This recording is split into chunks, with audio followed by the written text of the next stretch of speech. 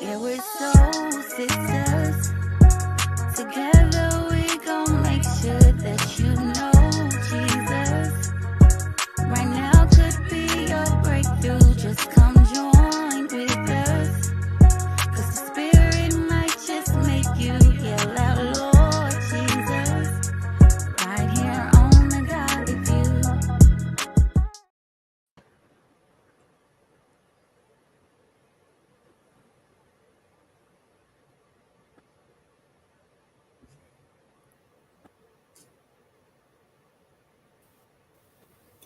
Well, Welcome, welcome, welcome. It is the Godly View. We are here. Hey, how y'all doing? How y'all doing? How y'all doing? How y'all doing? Doing good. How I'm are you super all? excited to be here. Super excited to be live. We are doing good. Super excited to have this amazing conversation and to introduce our guests. When I tell you we have a jam-packed panel on today, this is going to be a great conversation. We're going to be talking about godly dating. What is it? Do we know? Is this a thing? But I am Andrea Lynette Purry. I am your purpose pusher. I'm going to allow my sister, Persephone, to go ahead and introduce herself. Hello. This is Persephone Sonia, aka Pastor Greer here. Wife, mother, homemaker, goofy pastor. You know, I try to do it all, and I don't always juggle it very well, but I'm trying. I am just so excited to have another great episode with my sisters. You know, like we always say, this is like we're sitting around the kitchen table and we're having a conversation and y'all are in on the conversation. And we're so blessed to be able to have one of our brothers on to be able to help add balance to this very important subject. Because if you're a Christian and you plan on getting married and you're dating and you're courting and you're trying to figure things out, you definitely need to watch this episode. So, hey, y'all, welcome. Get your tea and your water and all the good stuff ready. It's going to be a good show. Hello, everybody. I'm running a little late, but good afternoon. Hope everybody's having a great day. I'm Jessica Renee, your neighborhood therapist coming out of Bowling Green, Kentucky. I am excited to talk about have this conversation today. I think it's something that, again, the church body of Christ, we don't talk about enough. We just talk about getting married and not, but not how to lead up to marriage, right? So I think that anytime we can have a conversation around this and maybe like help others guide their way through the dating phase, that it's,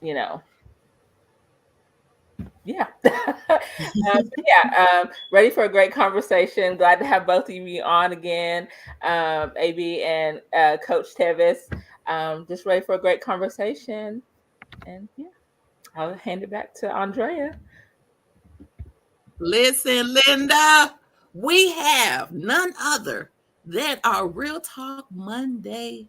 I like to call her the educator of educators. I like to call her the coach of coaches.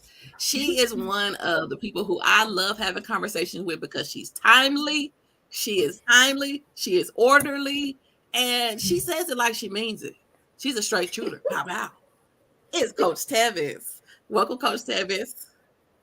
Thank you guys for having me. It's always a blessing for you ladies to invite me to be a part of your conversations. I grow and learn from you all the time. So thank you for allowing me to be here with you guys today. Do you need me to tell more? Is that it? Awesome. If you would love to tell a little bit more, we would like to hear a little bit more. Give us a little bit of the resume. We know it's a lot, but just give us a little. Yeah, I'm just gonna give you a little bit. I've been working on narrowing that down anyway. So my name is Tevis Haney. I'm from Bowling Green, Kentucky. Live here in Nashville, Tennessee.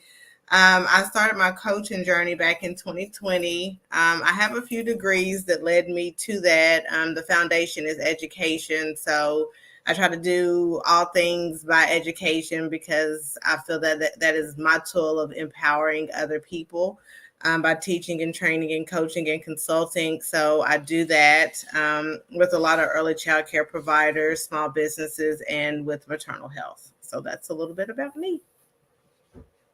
Okay, and one more question before we turn to AB. Are you in a relationship? How long you been in a relationship? So I have been seeing someone. It's been about 11 months that we have been seeing each other. So yes, I guess you could say that I am quiet as kept, but yes, I am. I am seeing someone. All right. We're gonna get into your business a little bit more. I hope you understand that. All right. Now, the one, the only, as seen on news stations all over the DMV area. One of my favorite authors that I was privy to get like one of the first copies of one of his books. I kind of felt like I was an insider. He is the author of The Sexual Miseducation of the Black Man. I hope I said that title right. If I didn't, help me out, AB. He is our soul brother. He is someone who I have known for a number of years via these social media streets. But don't let the social media streets fool you. These people out here doing the doggone thing. He is I like to call him the mutually beneficial guru in relationship discussions. And whenever I have him on my panels, I love for him to talk about the book writing process, publishing. And I know he's like, Drea, that's not my expertise. But I'm like, this is what you do. You've been doing it. But I love AB. Can you welcome AB Bracewell to the stage? Tell us a little bit about yourself. Thank you for having me. Yeah, thank you for having me. It's always a pleasure to be on the stage with my sisters and have this discussion on relationships and dating. I'm always humbled when y'all invite me to be a part of it. I'm a simple guy. I'm an author, a 3-time author. I'm a licensed therapist in Pennsylvania. I have a passion of working with families and children and couples, and helping them to develop healthier relationships and overcome some of those toxic cycles and habits and patterns that we get stuck in that destroy our families, destroy our relationships. I'm a father of a 15-year-old young man. That's probably one of the biggest joys and prides of my life. And I just love talking about anything when it comes to relationships and seeing how we can improve them. So thanks for having me. Thanks for joining us. We are super excited to have you. And again, just like we got in Tevin's business, we do want to get in yours as well. So are you dating? And if you are, how long? Are you engaged? What's the No, I am not in a committed exclusive relationship. So I guess that makes me single. Okay, so are you dating? I'm dating. Okay, so you're not dating anyone. I'm dating. Okay. Yeah. I'm dating, but it hasn't got to the level of commitment and exclusivity yet. Okay. Okay. That's a good thing for us to talk about too. Huh? I think that's listen. That's talk about too, right? Because people think, oh wait, hold on. So okay. I just want to inject that. I'm sorry. Lead in. That's a good lead in. Don't stop there. I didn't hear what you said, we Jessica. can start there if y'all want to start there. Talk to the people about what that means to I'm dating, but I'm not exclusive as of yet. And I know you can only speak for yourself, but what does that look like for you?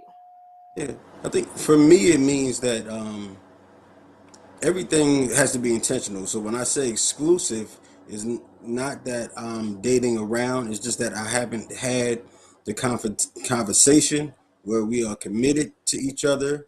We're in a committed relationship. It's just you and I.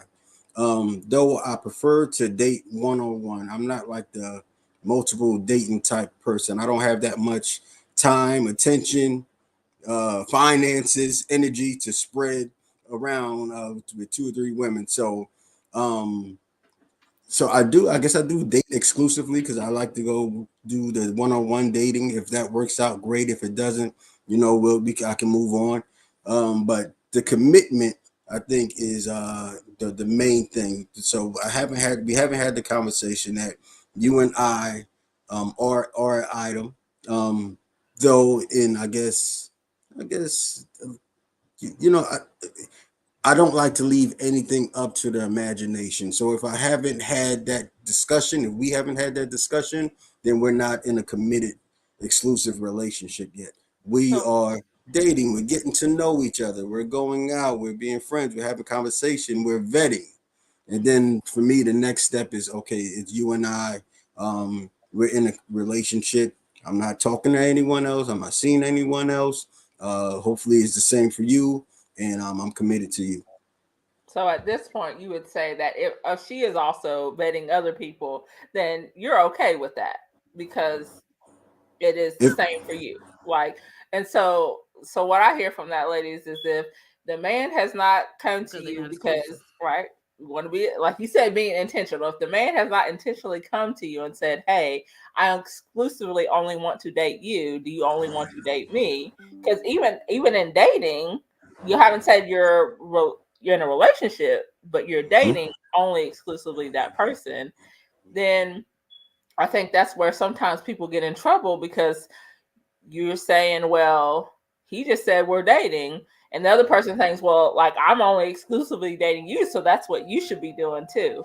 And so I think, again, that even just breaking that down, because people you have to have a conversation, right? And it all stems from conversation. If you can't conversate, then, you're just speaking, you're not even speaking boundaries that you want somebody to stand on because you're not even making them known. So yeah, I just thought that was good. Okay. No, that makes sense. And just to add to that, I'm very careful with just knowing what my preferable dating style is and understanding what somebody else's dating style is. So I prefer to date one-on-one, but I understand there might be ladies that I meet that, are dating around. So I'm careful with putting my expectations on other people unless we have had that conversations and we have committed and said we're going to be exclusive. So I don't really ask if you're dating around or not. If you have multiple people, I feel like the cream always rises to the top. But I know what I'm comfortable with and what I would prefer to do. So I have so much other things on my schedule that I don't really pay attention to what you're doing on your end until it's time to have that conversation that we're going to be exclusive. Now, if you tell me, what does that mean? The cream rises to the top. Cream rises to the top. What that mean? May the best man win. Yeah. If you're dating multiple people, if you're dating multiple people, I think there's always a front runner.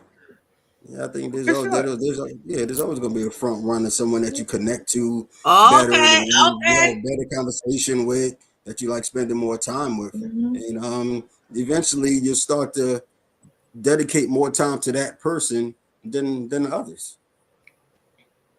Thanks. I'm so glad that we started out talking about the Coach Tevin. Kind of breaking up. I'm saying I was so glad that we started out with that conversation part, because even though we're all grown, sometimes people don't want to have those difficult conversations, and they end up having, making assumptions about what something is.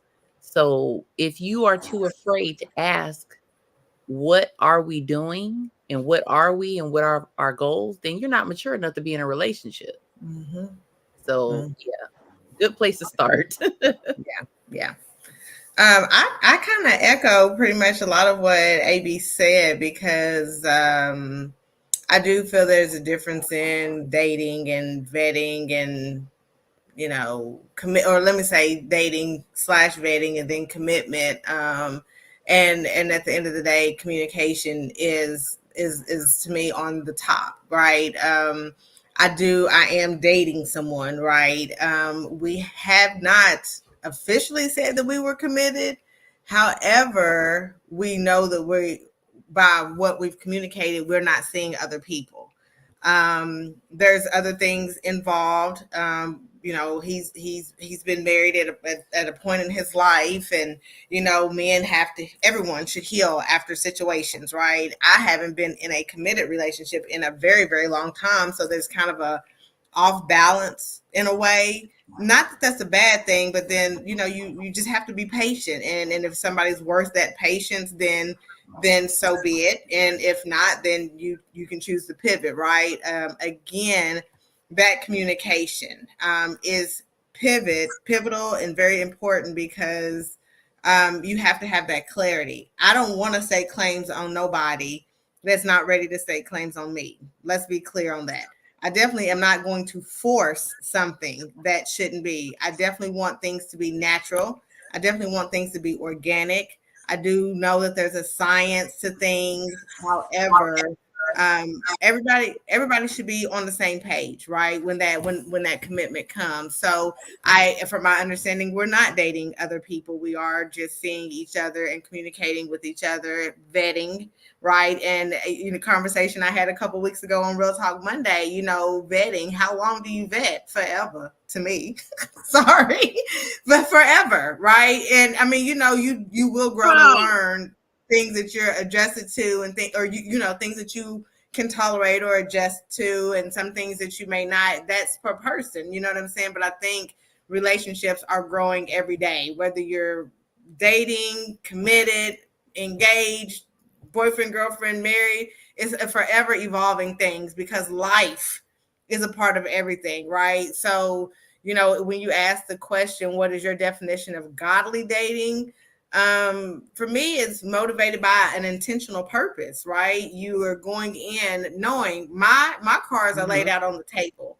I don't give a fake Tevis because I'm trying to please you. Right. I'm real all day. This is me all day. Okay. So you're not going to see Tevis today and then 2 years down the line see another Tevis. Of course, we know things happen. We grow, we mature, we should. But I'm me. So I don't give a facade when first meeting somebody. So when I say my cards are on the table, I mean, when I'm dating you, you know that my goal is to be married one day. That is my goal. I want a husband, right? And I'm not looking for the perfect person per se, but who's perfect for me? You know, I know that sounds cliche, but that's just what I feel. Building a relationship that is, the foundation is God. He is the beginning, the middle, the end, the all. That we have shared beliefs, you know, that we can pray together and pray for each other. You know, you all often hear me say, one of my business names is Love and Grace. I want to lead with grace and love all day, every day in my actions. You know, I fall short. I'm not perfect, but in my relationships and in my professional and personal life, that's how I want to grow and how I want to lead. So, sometimes when we think about godly by way of scripture, church, or spirituality, what does that really mean? What does leading godly mean? Right. So that's my spill on that. Sorry, I kind of went on a little tangent there. That was good. It's something that you said I kind of want to hit on. I believe you said something about like a God match, and like God, you know, being kind of like the author. Is that what you were saying, or did I misconstrue that? You know, I mean, you know, in dating organically, you know, you definitely want things to flow naturally, but I also want to know that God is a part of my relationship. I want to know that we are on the same page with that. And, you know, sometimes people go through experiences in life that makes them question their growth, their spirituality, or their higher power, whether it's God or whomever it may be. Sometimes people go through that.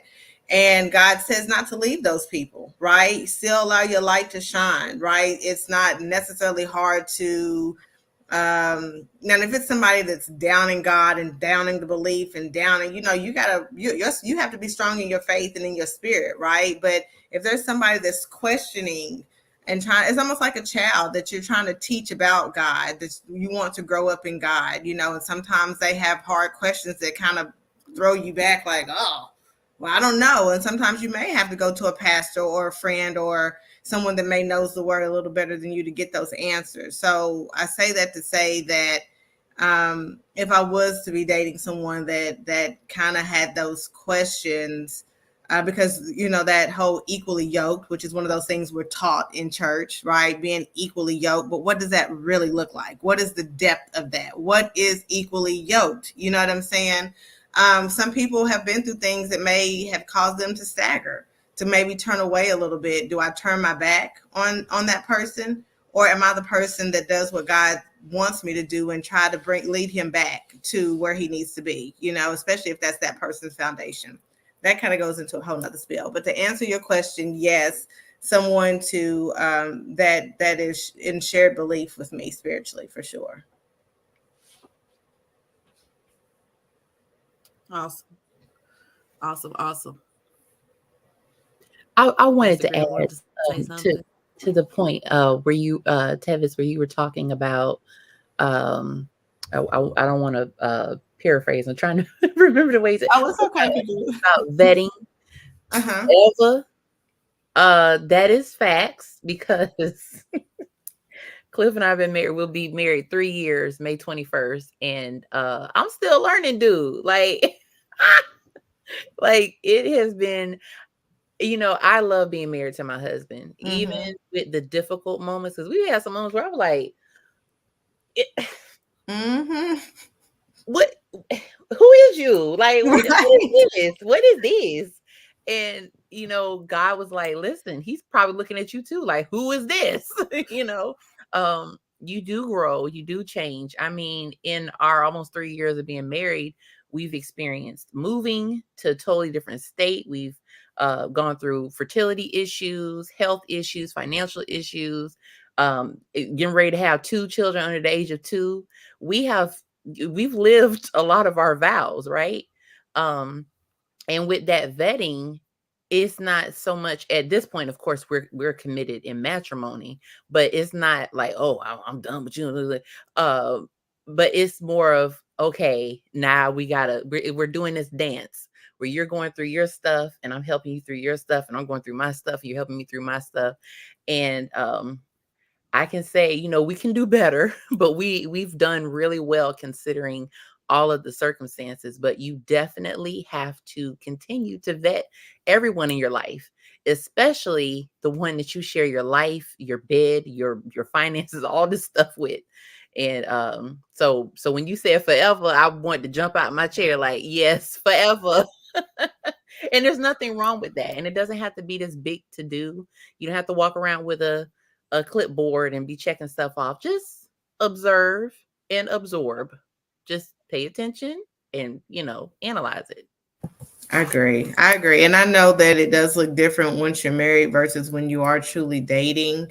But I say that forever, ever, because my parents have been married for 48 years and I've seen the difference. I mean, they've been married since they were kids. They were 17 and 20, I believe, when they got married. And so I've seen the different phases. My father losing my grandmother, and, not that his faith ever, wavered, but for a span, he didn't go, he wasn't going to church every Sunday. My mom losing her parents, or, if they go through illnesses or sicknesses, or, children getting hurt or upset or growing pain. I've seen the different phases and the different things that relationships require and go through watching my parents. You know what I'm saying? And I know as a single woman dating, the vetting part is real. And I think during that vetting phase, there are going to be things that you can tolerate, and some things it may be a deal breaker. So vetting season is over, right? That is the purpose of it. You know what I'm saying? There's no perfect person. There's no perfect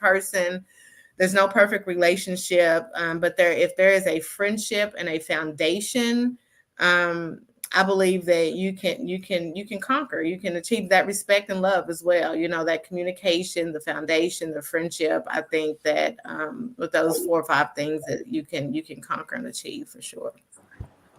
I think if I can add, I think when it comes to vetting, it's important for us to approach it with the right mindset.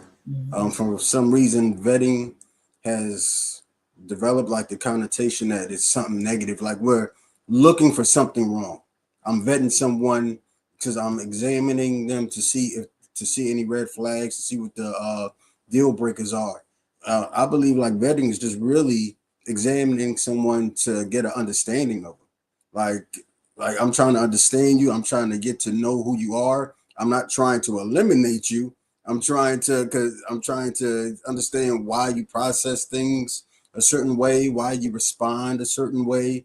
I'm trying to understand your background a lot more. And, I think if we approach vetting with that mindset, like we can have like better dating experiences or better relationships, opposed to approach with I'm vetting to see if I'm gonna eliminate you or not. And for some reason, when I hear the word vetting these days, it has that like process of elimination connected to it. I think we approach it with the wrong mindset, and I totally would agree with vetting is lifelong, because I'm constantly trying to examine and carefully trying to understand my mate, or as it grows, I'm going to be doing that.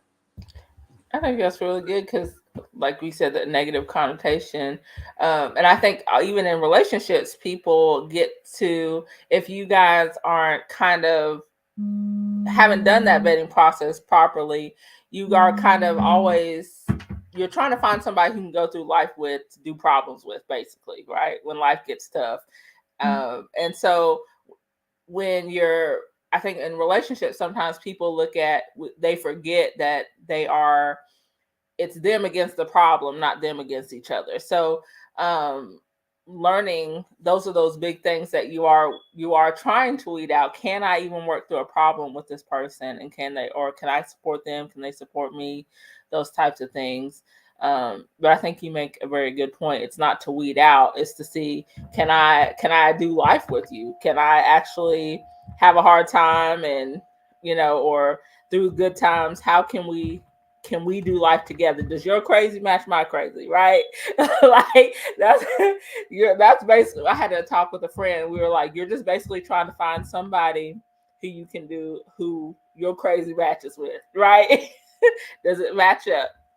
But that just kind of leads me into our next question of, for like when you start dating, to keep it kind of like in the intentional phase of how, if you're heading towards marriage, what kind of boundaries do you hold yourself accountable to keep making sure that it goes in that direction?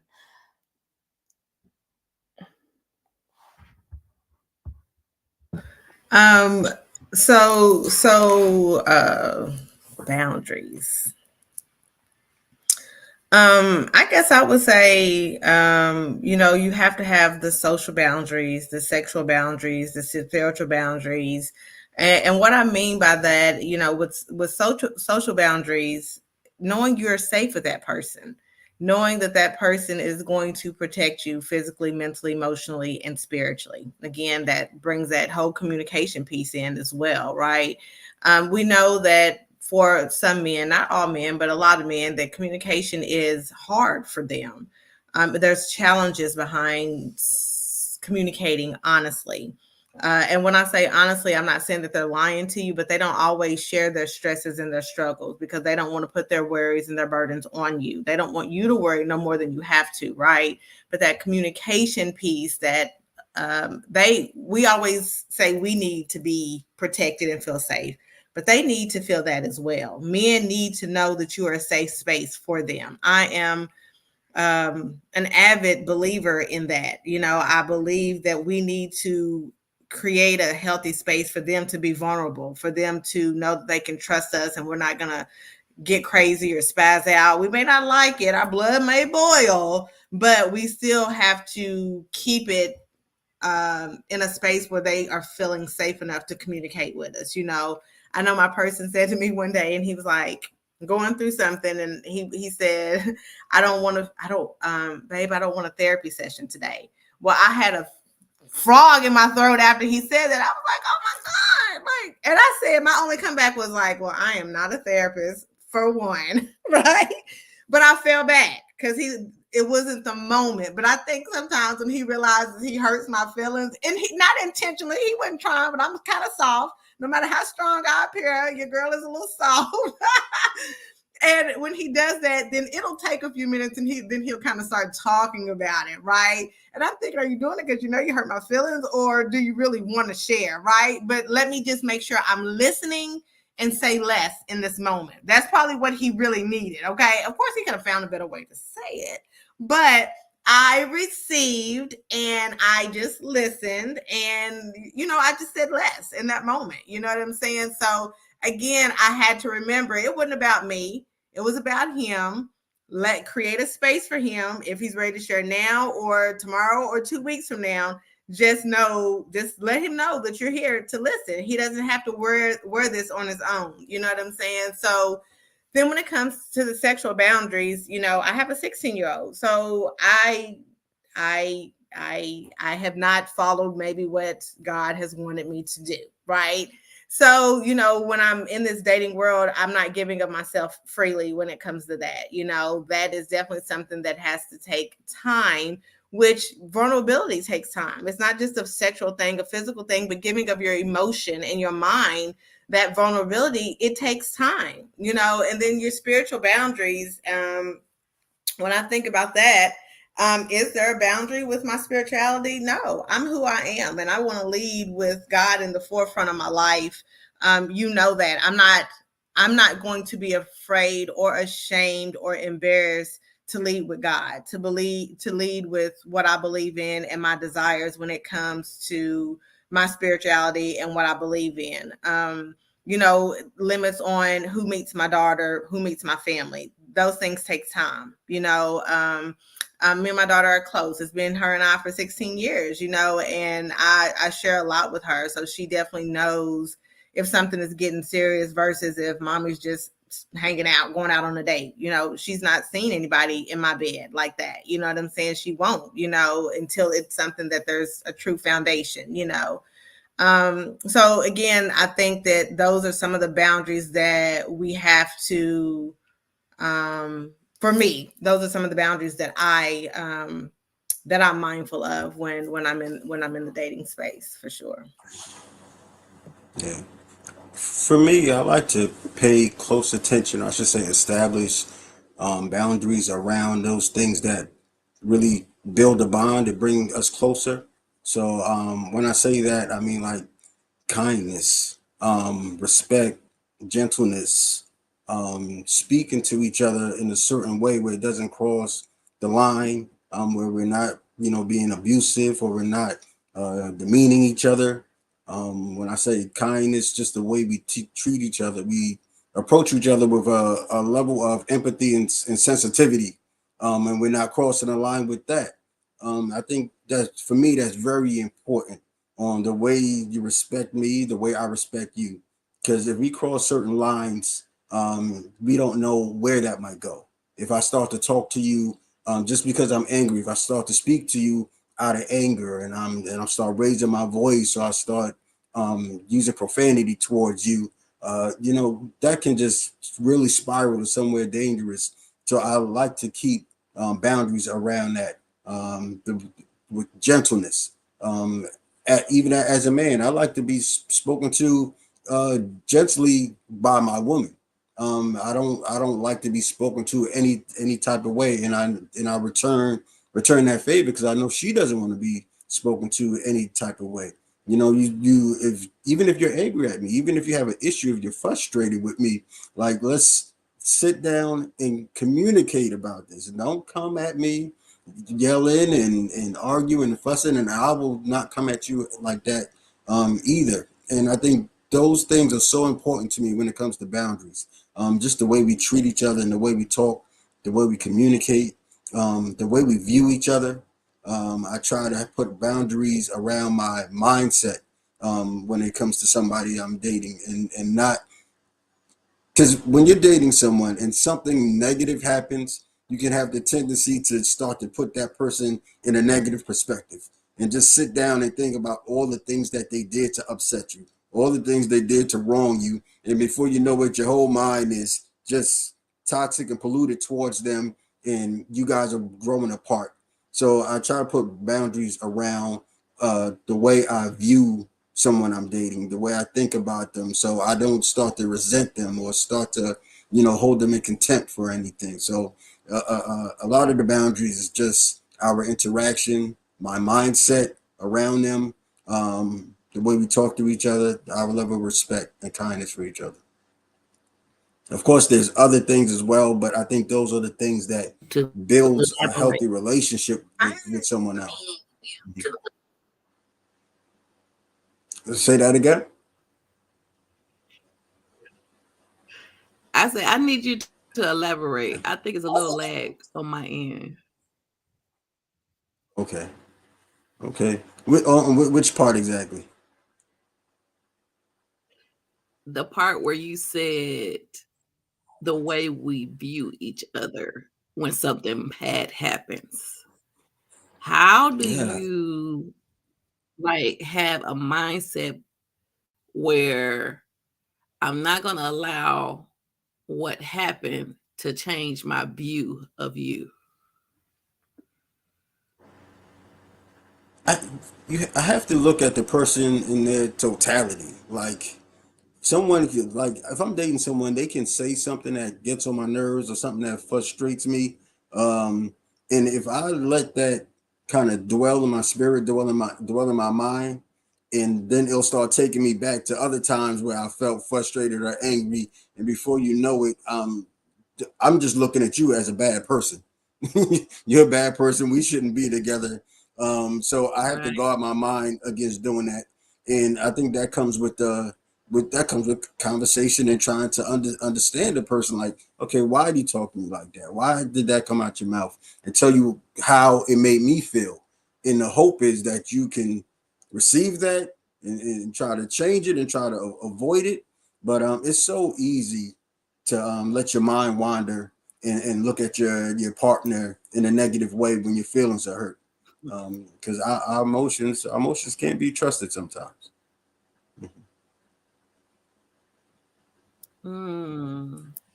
Wow. I want to ask some of the audience questions. We did a poll. Thank you, everyone from our Godly View audience who asked some questions. We really, really, really, really appreciate you. And we're going to start doing that more as we go forward. But one of the audience questions, what is the best way to get to know someone without living together before marriage? That's good because I've heard a lot of people actually say how that they would not marry someone if they couldn't live with them first. I've also heard people say that they're not going to marry someone if they've not been intimate with them first, right? So to stick with the question, the living with them part, there's so many ways around it. We know that when you're with someone 24 hours a day in the same space, and really you're not, but on the weekends, depending on your work schedule, right? Because you're both going to go to work, both going to come home. Sometimes you may work first shift, they may work second or third. It really just depends. However, it's just that intentional dating, spending time in their space, spending time in your space. If at this point you've met children, if there are any, spending time with children, intentional dating. That means get to know me, my mind, get to know me in my space. Let me get to know you in your space. Let me see your cleaning habits. You're going to see that when you enter their vehicle and when you enter their home anyway. You know what I'm saying? What are some of their habits? You're going to see those things. So I think, to me, I don't really think that's a hard question. I think that it's just going to be dating the person intentionally and truly being open and willing to be in each other's space, spending overnight when you can with one another.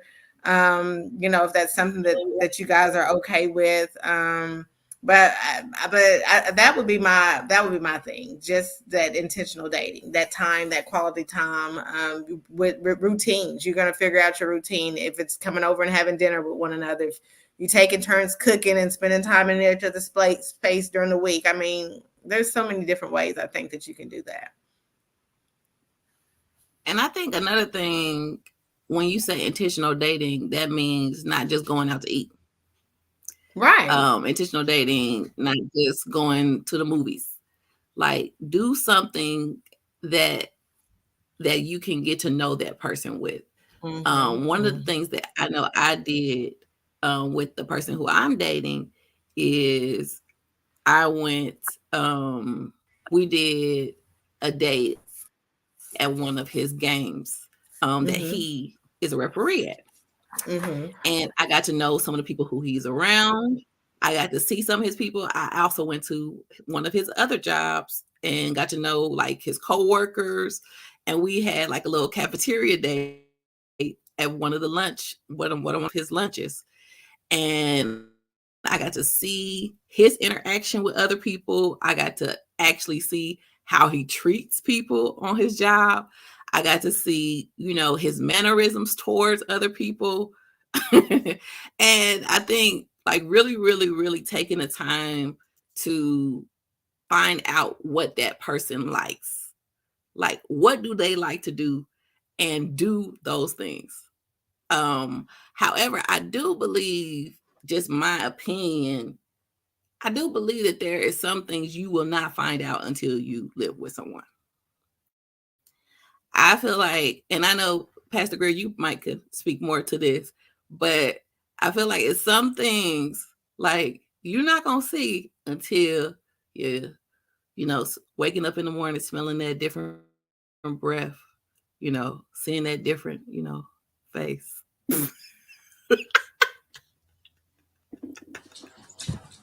Yeah, I agree. And I agree with what Coach Tevin said and what you say, Andrea.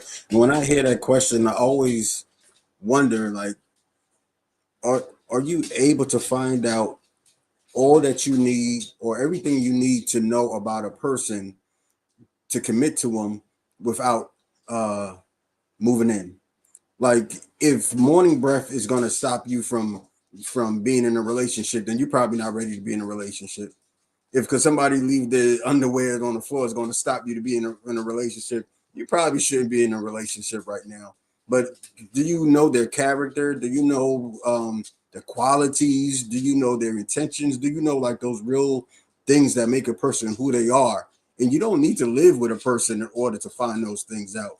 Now, it might be those little things that might get on your nerves. They squeeze the toothpaste the wrong way. But is that enough to make you leave a person? So that I don't know. So I really think there's enough time, there's enough space, there's enough conversation that we can have with a person to get to know them, who they are, their character, their qualities, and say, okay, I can commit to this person. And all the other extra stuff that might come that get on my nerves is not enough for me to break up. It's just we need to have a conversation about it, or I just need to learn to live with it. Yes, I like let me tell you what one of the viewers, Russell. Go ahead. I'm sorry, Pastor Greer. I got a lag. I'm sorry. But I like what he said. Ask in-depth questions around values.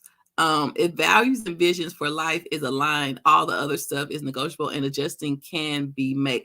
This part right here, the adjustments can be made. I think that's something that we really have to kind of know. Like, you can compromise.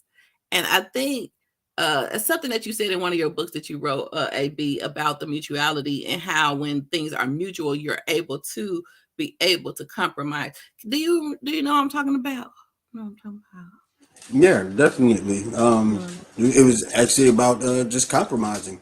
So being able, one person has a stance on one thing, the other person has a stance on the other thing. Now, how can we join and find a middle ground? Or are you going to dig your heels into the sand and not be unmovable, and this person is going to be in their corner unmovable, and we're not going to try to find a middle ground. We're not going to find where there's some overlap and where we can agree on. So I think that's very important when it comes to a relationship. We got to know how to compromise, because we come from two different walks of life. So we're not going to agree on everything. There's going to be some arguments. There's going to be some frustration, some disagreements. Now, how do we resolve those conflicts? How do we come together? I think that's the important part, and that's probably the hard part when it comes to dating and relationships.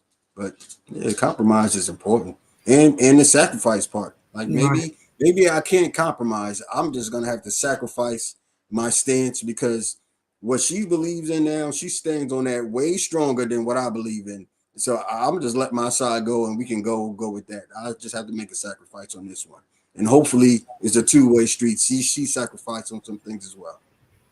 I think when we say the word compromise and sacrifice, sometimes we get intimidated or scared of that, like someone is taking away our strength or our belief in something, right? But when you have that foundation, friendship, communication, love, respect for your person, compromise and sacrificing, to me, is just it almost can be second nature in a way. Now, no, we don't want you to lose yourself or forget about your beliefs and your values. And like you said, I hope my person will be willing to make sacrifices for me just as well as them. We make sacrifices every day for our children or for our jobs or for other things. Why would we not make sacrifices for our partners?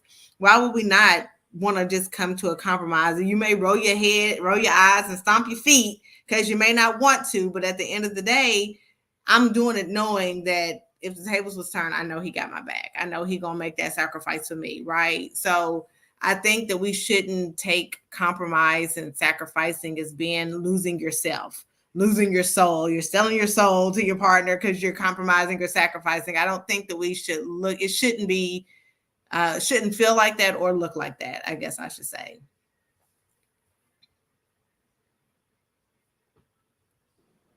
Exactly. And just to add to the whole, how do you know somebody, before you, like it's been said, you really don't know until you're actually in that environment. But that unknowing should not cause you to, if this is really your belief that you don't want to live with someone until you are married, then there should be no outside forces that should cause you to want to change your mind. With Cliff, I paid attention to how he treated my things. When he would come and visit, I, observed him. He would go in the kitchen, and I would, just pay attention to how he did certain things.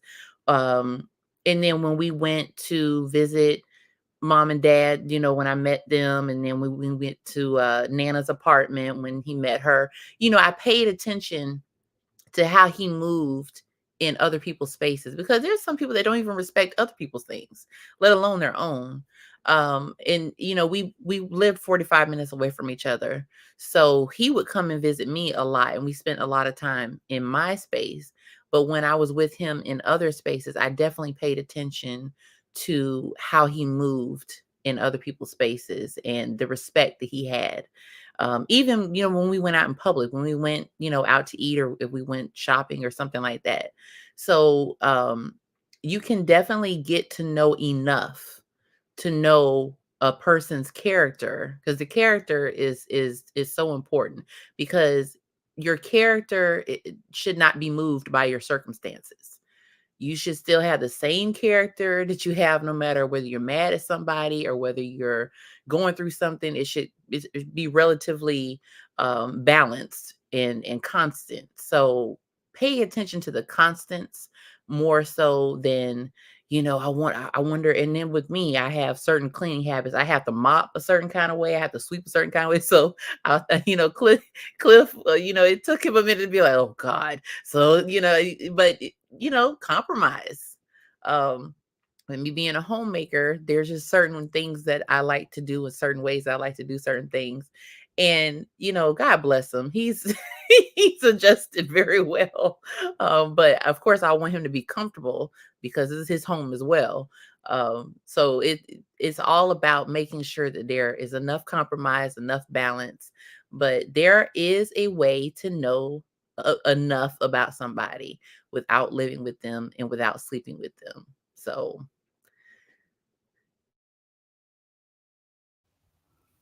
that is good. That is good. And I think if we round this conversation off, like rounding it off and giving you guys the last question about godly dating. If you're dating God's way, compromise and sacrifice is like an attribute of who he is, like who he is to us. That's what he teaches us. Like one of our Christian values is to do those things and to show grace with this. And I think it was Pastor Greer's question, but I thought she was going to ask, but I'm going to ask for her. Unless she want to go ahead and ask. I'll go ahead and ask it. I wanted to ask the two of you, what is a piece of advice that you could share concerning godly dating, courting, relationships? So we know dating is not a biblical, because people come in with the semantics. Like, well, they weren't dating in the Bible. We're talking about, more modern configurations of that thing. Because we don't really do like a lot of arranged marriages and stuff here in modern times, but especially here in the States. But when it comes to godly dating and courting and all that stuff, what piece of advice could you give to someone that's going through that? Something that you had to learn the hard way, that if you could do it all over again, you would shout it from the mountaintops. And it could be more than one thing, but at least one thing that you had to learn the hard way that you would tell anybody.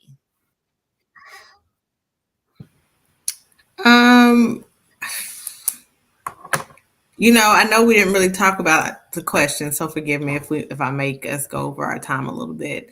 We didn't really talk about what the church taught us about dating and relationships, right? And so to me, that and this question can kind of go hand in hand. And I say that because the church taught us what not to do, right? Not to have sex before marriage or have children before marriage. And, it taught us what not to do. And so for me, learning to date, I was always a very observant child, an old soul, if you will. So everybody in my family has been married and stayed married most of my life, right? So that was what I was able to see. And in my church, a small country church, everybody, the elders and older people were married. And so I would be able to see and observe these relationships. I seen what it looked like, doors being held, or, wives in the kitchen cooking, that old school thing, which I feel like a lot of women still do. Whole nother conversation. So that's what I saw. So I was never really told how to date. Now, one thing that my mother stressed to me is communication, because that wasn't something that her and my dad had early on. They were kids getting married. They were babies getting married, right? So they've had to learn, and they don't always get it right still to this day, but that's something they've had to learn to do. And so my mom always said, know how to communicate. You have to communicate. So that's something that she drilled in me. But so it's kind of hard for me to say what advice I would give. What I would say is to ask questions to married couples. Ask questions to preachers and pastors and reverends and whoever, your leader of your church family is, to gain more understanding. I think the new generation preachers are more forthcoming than, say, the older generation of pastors and preachers, right? Because it's just a different time now. Stand on your beliefs. stand on your truths, be confident in building your relationship and showing who you are, not being ashamed of who you are, but know whose you are. Be honest about your emotions and your desires, and don't be fearful of judgment. You know, people will judge, they judge Jesus Christ. They say, we know we're going to be judged, right? But step into your truth with confidence in any relationship that you're in, personal or professional. So I guess if I had to give advice, that would be it. Stand on your truth, stand on your beliefs, be confident, and always ask questions. Communication. And to me, all that stems around communication, knowing how to and do it confidently, with confidence. Yeah. Well, for me, we're talking about godly dating, and I guess what advice I would give. I always go first. I look at myself, and I always go back to the scripture that says, "Delight yourself in the Lord, and He'll give you your heart's desire." Mm-hmm. And I think for a lot of people, they look at that scripture that God is going to give them what they want. Like if I'm praying for whatever, a car, a husband, a wife, God is going to give me that because He knows my heart's desire. But I look at it as if I delight myself in the Lord, He's going to put new desires in my heart, things that He wants me to do, things, the will that He has for my life. And I take that same mindset to relationships when we talk about godly dating. Like I have to be very intentional with interjecting God in what we're doing, because if I don't, I'm not a perfect man, and I'm created with a flesh like everyone else. So if I'm not intentional with praying and reading my word and having conversations about God, our dating may not be godly. Um, I know a lot of people might say they're sitting and waiting to hear from God about the direction they need to go. But if we're not talking to God, if we're not focusing on God, if we're not really making Him the center, like we're not going to hear from God. We're going to hear from our flesh. And so it's very important for me. And I think that will be a word of advice. If you want to date in a godly way, you have to make sure that you make God a part of it, because He never forces Himself anywhere. He's not going to force Himself in your relationship. You have to make Him a part of it intentionally. So I think that would be the best advice I can give.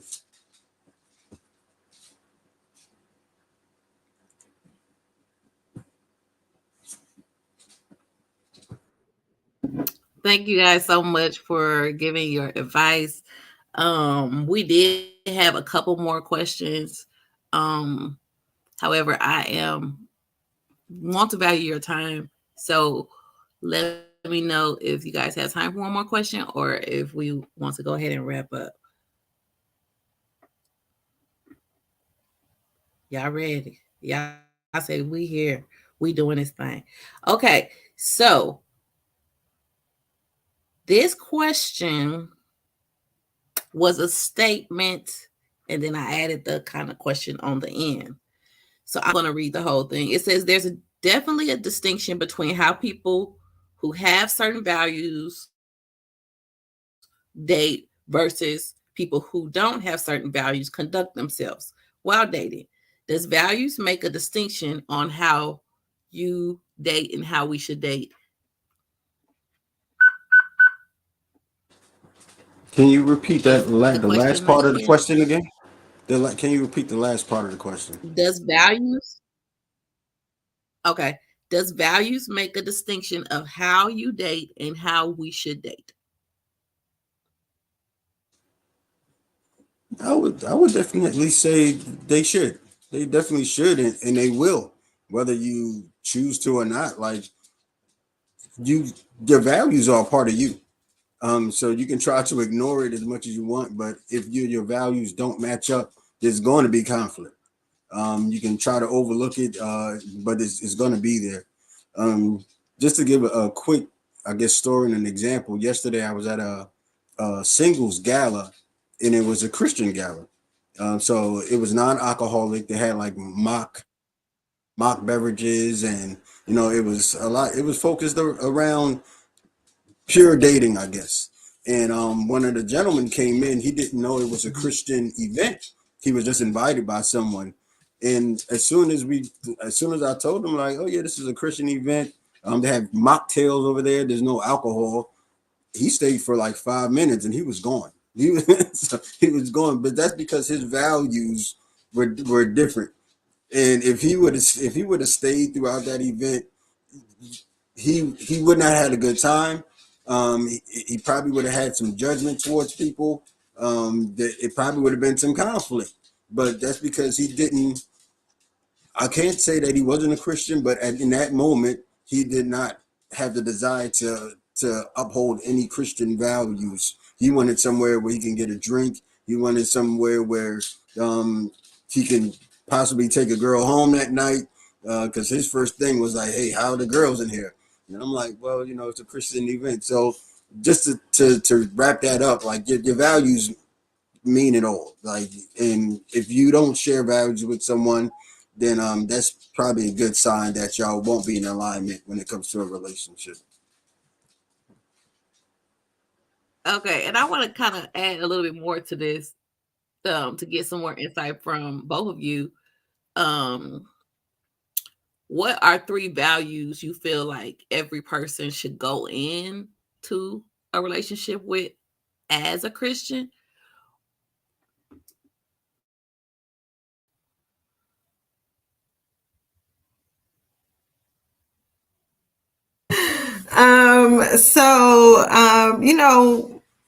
I think, when I think about values and morals, I think about them together in a way, right? And respecting yourself, and having those boundaries, valuing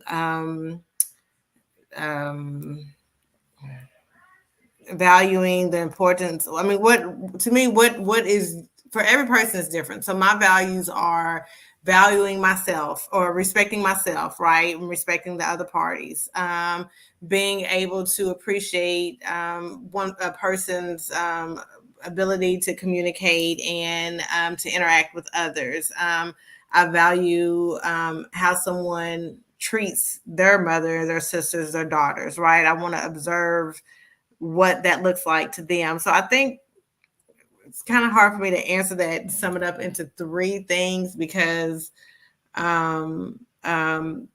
people's values are different. I value and appreciate communication. I value and appreciate love. I value and appreciate respect. I value and appreciate one's ability to their work ethic. You know what I'm saying? So I don't know that I can answer that just with 3 things, but being secure in what your values are when entering into any relationship, I think is important because you don't want to, it's kind of like the saying, you got to stand for something or you'll fall for anything, right? So being confident in what those values are that you uphold when you're entering any space, I think is important.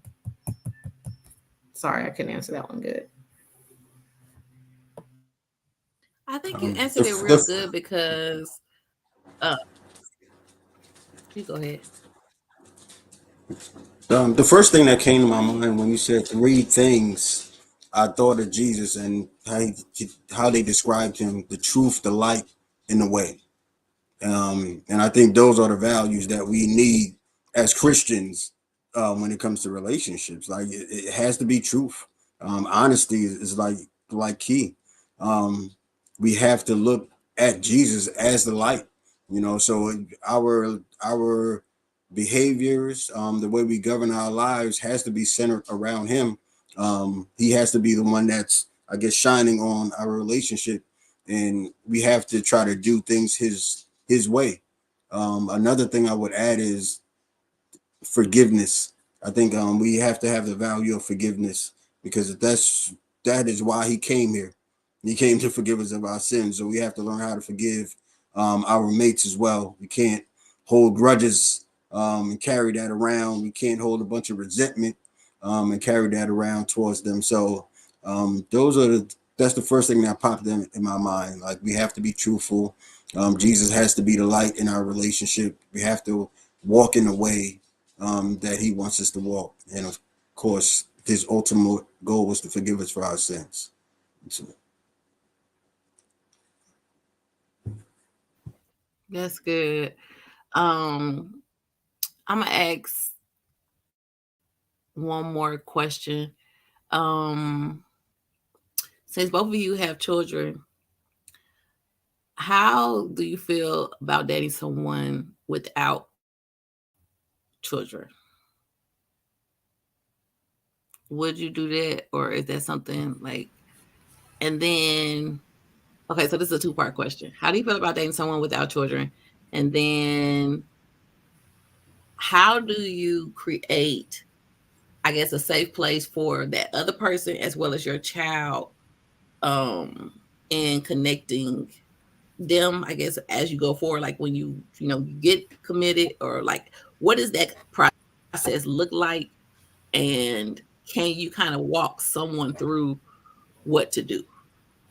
So the first question, I don't mind dating people or someone with children. Now, I don't want you to have like a whole lot of babies now, but I don't mind because I'm 45 at this point and I don't foresee myself having any more children.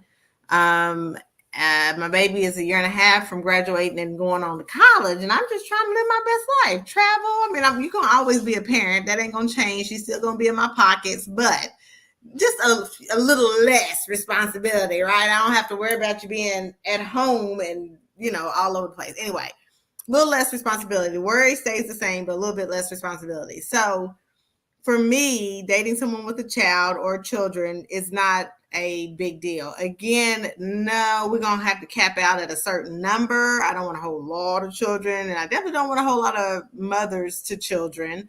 But I can't say that would completely stop me because, again, it just depends on the person. But if I had to choose. So I'm not opposed to that. At my age, at this point, I'm dating people that has grandchildren, and I love that too. I'm all right with that as well. But the dating space in children, I think for men and women is different. It's different if you're the sole provider of the child, meaning the child lives under your roof. The dating process is different. And I have plenty of men that are single fathers who are raising a girl and a boy child, right? So they can share this sentiment with me. But I think that for me, what has worked for me is just being honest with my baby. I mean, she is my baby, and I am honest with her about things because that's just how my parents was with us, and I communicate with her. We're so close. She hears me on the phone with people, she's heard me on the phone with people, with guys, right? So she'll know, but she'll also know, hey, mommy is going on a date with such and such. We share each other's locations. We have, ever since that app was a thing, we share. So she knows if mommy's going somewhere or out somewhere. I give her the power to ask questions. Doesn't mean I always answer all of them, but I do give her reins to ask questions. Like when I am seeing someone, more on a steady path, I guess I should say, she'll know that. I'll always tell her, if it gets serious, mommy will let you know. You know what I'm saying? She may meet the person at this age because she's a teenager now. Now, when she was younger, she didn't meet very many people at all. She might have just heard me on the phone with them. But as she's gotten older, and especially now in these teen years, probably 14, 15 years old, her meeting people out, like if he's like, we're doing something, yeah, you can meet us, at the mall or whatever, she may meet him in that capacity. That doesn't mean he's going to walk with us the whole time in the mall. It just may be, hey, this is such and such, blah, blah, blah. But I think where I feel like is a win with my parents is they didn't protect us from them being adults at one point, making mistakes, living in those 60s and 70s eras and trying those things. My parents was always real with us about things. That is something I admired with them and I carried on. So it's nothing that me and my daughter has not talked about, that we did not talk about as she continues to grow. So again, my foundation is communication, being able to communicate with her and share with her, creating healthy boundaries because you got to protect them. You don't want them to get attached to someone too fast because I think it's a heartbreak for both parties. You know, sometimes people hate disconnecting from somebody because they've gotten attached to the child or the grandchild. You know what I'm saying? And so I think there has to be limits and boundaries on that capacity, but definitely opening the door to communicate, share your, you know, certain things with your child about, you know, if you're dating someone at the right time, allowing them to meet them. And I think that is per child, per family, per situation, because every child is different. I don't know that you can just say for my baby, it looks differently, because that's just the type of communication we've had for so long. So I think just being honest and communicating and allowing them to ask questions, even if it's personal. You know, whether you choose to answer it or not is up to you, but they'll know if you're lying. Trust me, because if you don't answer, they're going to know you're lying. Okay. And my baby going to call you on it.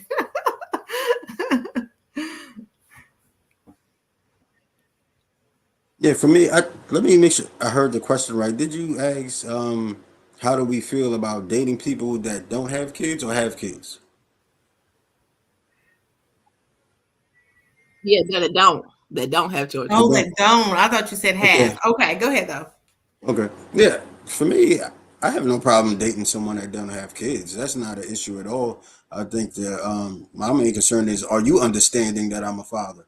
You know, are you understanding that I'm a very involved father? And that's going to require a lot of time. It's going to require a lot of space and energy for me. My son's played, he's 15 now and he plays basketball. He has games like 3 times a week. And I try to make every single game.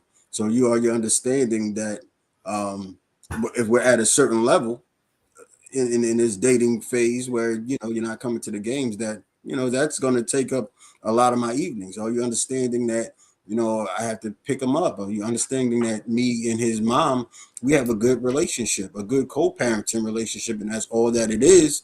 But you have to understand, in order for us to raise a healthy, well-adjusted kid, we have to have a good relationship. You know, we can't be arguing and fussing and fighting. So are you understanding about that? Me personally, I have no problem with it, because I'm the one that's coming in with that level of responsibility, and I understand a person that don't have any kids don't have that responsibility, so they don't fully understand what I'm going through. But are you open to understanding? Are you mature enough to have a conversation with me about what's going on, opposed to, you know, being offended by it or jumping to conclusions, or being jealous for some reason. So that's my main thing. But if you have kids or you don't have kids, it doesn't matter to me, as long as we can get along and, you know, we like each other, we are aligned. And kind of like what Coach Tevis was saying, it varies as the kid develops and grows. Like when my son was young, and I was dating, yeah, he wouldn't meet anyone. I wouldn't, you know, it wasn't too much interaction because of the very impressionable. And you know, I never wanted to bring any type of confusion to him at a young age. But as he matured and grown and start to understand people and relationships, you know, I exposed him to more. I talked to him. I talked to him about his relationships, so I can talk to him about, you know, the fact that dad is dating somebody as well. So, but that changes as a kid grows. Yeah, I can introduce you to somebody, and I don't have to fear that you're going to confuse this person with mommy, like when you was 1 year old. Like you and your mom's relationship is solid, it's solidified, and I know that nobody can come and replace that at a certain age and level of maturity. And when he was 5 months, that might cause some confusion. So I kept that separated. So, you know, it's just about respect and proper boundaries, even as they grow. And I would like to say, to comment on dating someone with no children, I don't have a problem with that. I mean, I echo what AB said. I mean, as long as you understand my responsibilities first at this time is my baby, and me supporting her and being present with her for certain things without any jealousy, then then we're good, you know. And like you, her father and I are good. We are cool. there's no problems, there's no issues. I think he respects me and trusts me enough that I'm going to make the right decisions to place, the right people in her life, So I don't see it being a problem. Like I said, the only thing that's kind of unnerving now is maybe meeting someone that doesn't have any children that does, because my childbearing year is pretty much over. You know what I'm saying? It's about to be over. So I don't know that I'm willing to start all over, but if he has a young child, I got you. We good. I will be stepmama all day, bonus mom, and I don't have a problem with that. But I think creating those healthy boundaries and being clear if there's someone that doesn't have children. And I mean, I talked to a guy for a minute that his children were grown, and Ava at the time was like 10, and he really, he tried, but he really wasn't interested in dating someone that had younger children. You got to respect that. You have to respect that. I've actually had, communicated with 2 guys that were like that. Yeah. And even a dog. One of them didn't want you to have a dog. I got both. So why are we trying? You know what I'm saying? If that's your deal breaker, then why are we trying? So yeah. So anyway, yeah, I'm okay with it. Right. Okay. So I want to give like 2 different scenarios. So you're dating someone and they have they're from a different denomination. Is that a deal breaker for you?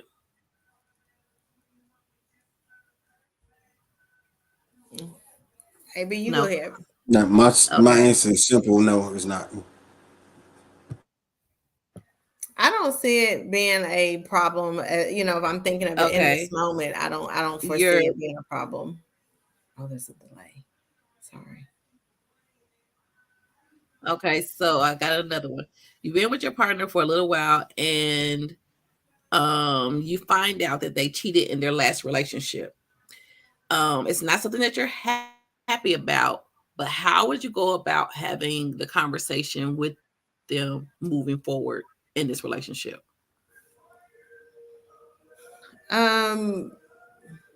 I would just ask about it. I ask them about it, and I hope that they're going to be honest with me what their reasons are, or the reason was, right? And then to me that, I can understand and what have you, and knowing me, I'm going to say, so how could you have handled that situation differently? How would you handle it now moving forward if that happened?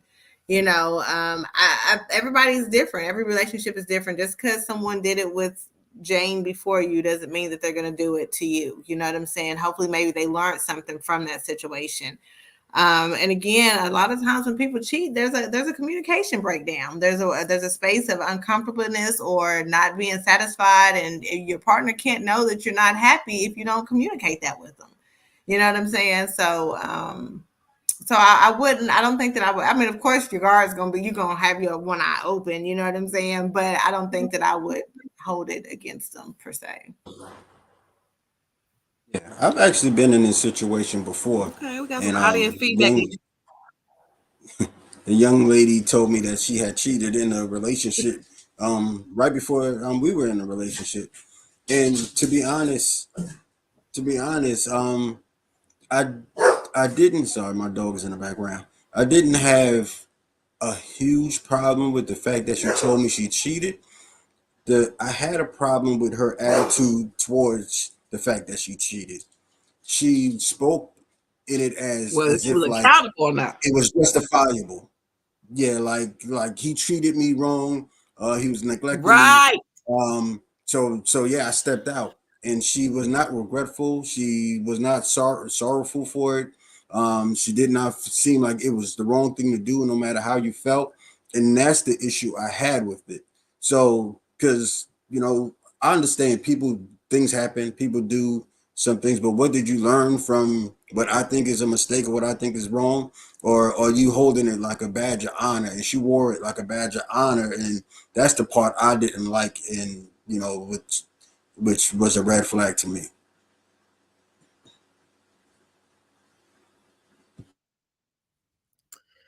Okay.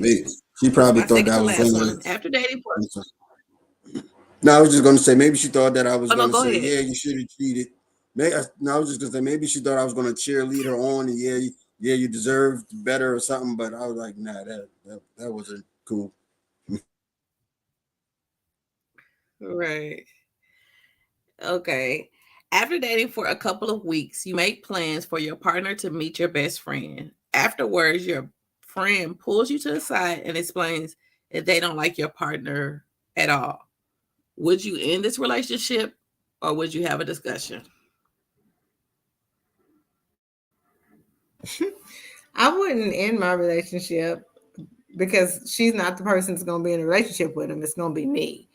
I have one of my best friends has been in awful relationships, and I didn't disconnect from her because I didn't care for him. You my girl. I'm going to rock with you, stand with you, and be cordial to him, when he's in our space.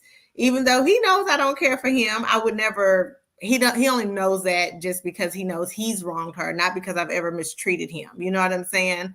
And he knows that I know about it, or he knew.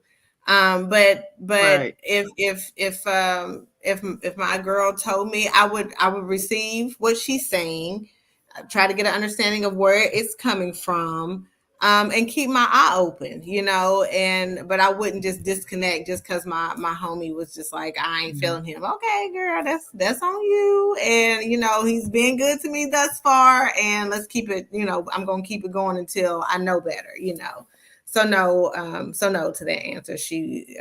Their opinions wouldn't have a immediate effect on my decision to stay. Your friend is like, I'm the prophet. I see the future. Your friend saying, I see the future. I'm a prophet. I'm prophesying. And like with anyone that prays for me, over me, or prophesizes, I say, Lord, if it's meant for me to receive this in my spirit, allow me to do so. What is not meant for me, please remove it. So I will take that same stance. Yeah, I definitely would not break up a relationship, especially not off of one meeting, and they just say, hey, I don't like that person. I mean, it doesn't matter to me. But now if this would ever happen, because I have friends that are in toxic relationships and they really stick in these relationships, and I would never say that, I don't like that person, but I point out all the things that's going wrong in the relationships, but they already know. They know it, but for some reason they just can't separate from the person. Now, I still wouldn't really break up the relationship because this person tells me, but I think I'll finally have to come to the realization that they're right. And I already know that this relationship isn't good for me. I already know it's unhealthy. And I have to find a way to leave it alone, but definitely not off of, one meeting and I don't know, maybe you didn't feel her energy or whatever it might be. Like, me and my friends, we don't even interact like that. So if they don't like somebody I'm dating, they probably wouldn't tell me off of one meeting, and they probably wouldn't even come to that type of judgment off of one meeting. But if it's a pattern of behavior, they'll probably pull me to the side and talk to me, but they won't be telling me anything that I don't already know, but just probably been in denial about for some reason. I had a similar situation happen. Oop. Okay. I had a similar situation happen where a dear friend of mine introduced me to her beau, and I ain't like him from the very beginning.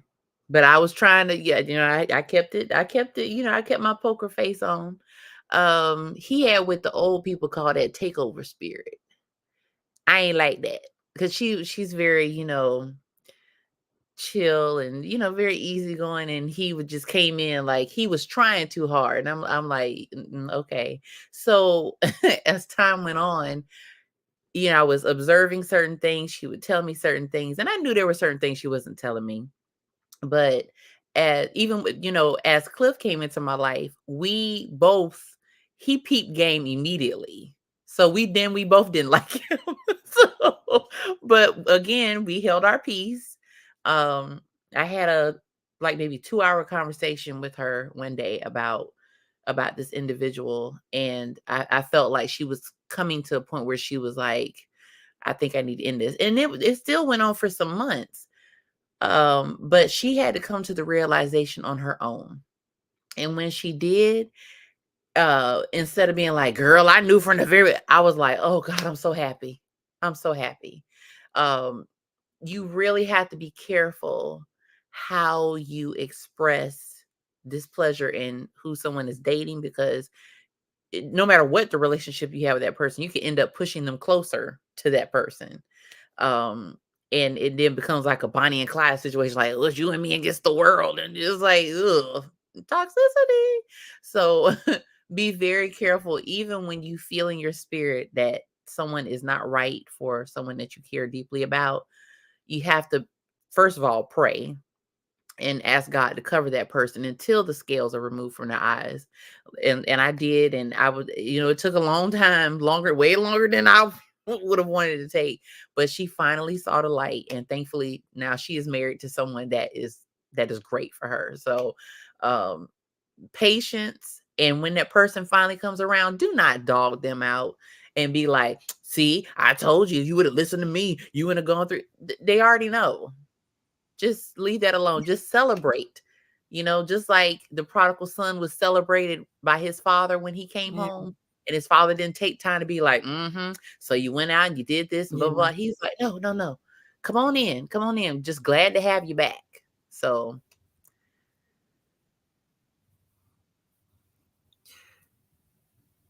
This is so good. This is my real last one. I have enjoyed this conversation. I have enjoyed talking to you guys. I have enjoyed just being here. I love talking about dating and relationships and all of this jazz. Like, we could just do this for the next 2 hours and I would probably be happy. But I am not going to do that. I'm going to end on this scenario. So this scenario is, you started dating someone. They previously divorced from the person who they were with. And the person, like, you're getting to know them, you're vetting them, you're going through the dating process, and then their ex wants them back. What is your next step?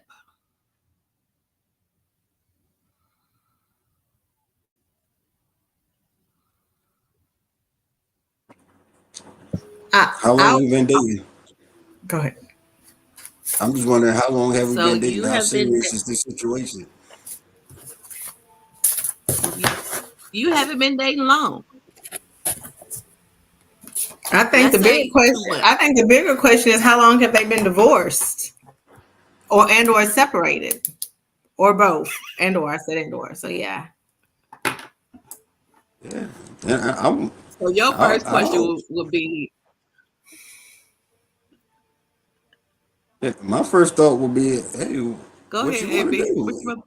My first thought, if we haven't been dating long and their ex come back into the picture, the ball is in her court. Like, you have to decide on which way you want to go. And if you want to stay with me, now we have to put some boundaries around that relationship. But I'm not here to force anyone to do anything, or I'm not here to project my expectations on anyone in a dating phase. So there's a lot of freedom to make your choice and see which way you want to go. So if I appreciate that you told me. I appreciate the honesty and the transparency. But now you have to tell me where you stand on it, and we'll take it from there. Let's have the conversation. I think for me, it's so many things. There would be so many questions. How long have you been separated and/or divorced? How, because sometimes you can be separated for 5 years and only divorced for a year. So a lot comes into play. But like you said, AB, it's the ball is in his or her court. And how I would handle the situation, I would just say, thank you for, telling me that. What are you thinking? How are you feeling? Is this a situation that you want to go back to? And depending on what they say and how they respond is going to depend on my movement in the situation. typically when people get to the point of divorce, again, depending on situations, once they get to that point of divorcing, then there's good reason that they don't want to go back, yeah, I mean, that's really all I can say about it. I would just ask questions, what do you think? How are you feeling? Is it something that you want to go back to? And I mean, kids are grown in this, in certain situations. If the kids are younger, I can understand it being a little bit more challenging for people to walk away and possibly go back. It's just so many different dynamics. So I just think it would depend.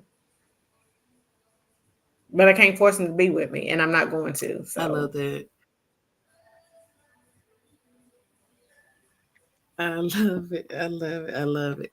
So I'm not going to give y'all no more. I'm just going to say thank you again.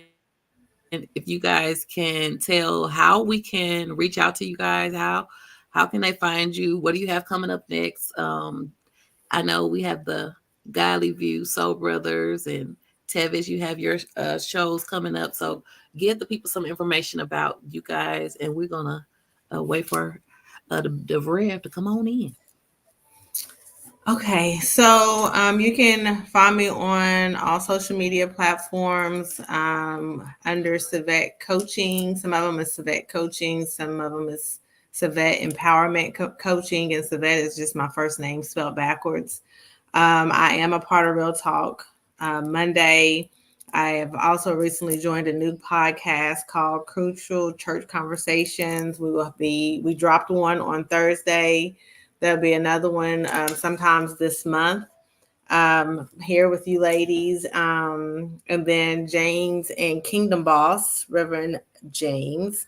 Kingdom Boss, I think he said that airs March 15th. I have a newsletter that I send out to those that are interested. That's in my web of Savette Empowerment Coaching and Consulting. I do that once a month, and then I do Truth with Tevis, where I give tips on early child care, maternal health on usually Tuesdays of every week, typically on Instagram. So those are just some ways that you can find me. My website is www.savetteempowermentllc.com.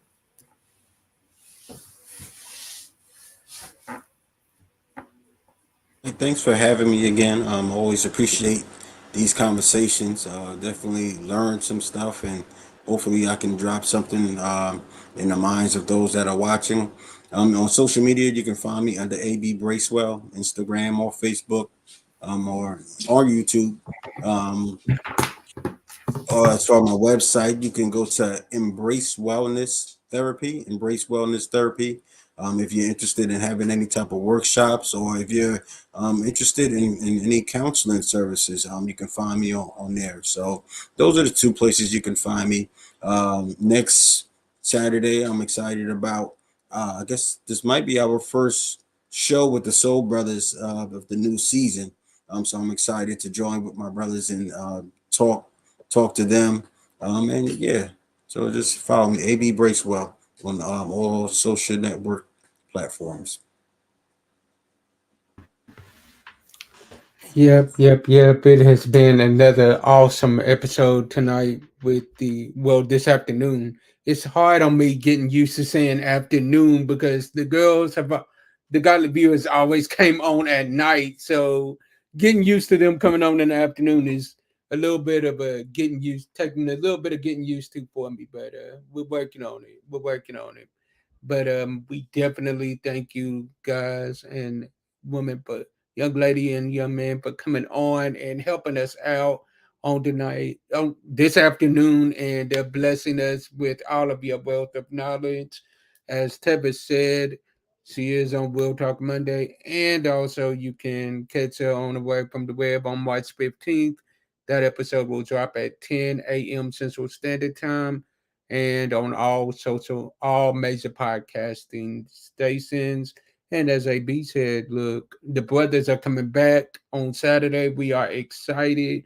We cannot wait. After some scheduling mishaps, we are finally able to get back together and make it happen. We're excited. That will be on at 6:00 p.m. Central Standard Time. So definitely stay tuned for that. We thank you all for watching on today. And as I always say, sometimes our disappointments are nothing more than God's appointments, meaning some things that we look at as bad, God is only turning it around for our good. Stay blessed, be blessed, and be a blessing to someone else. And catch the podcast as it drops tomorrow. Peace.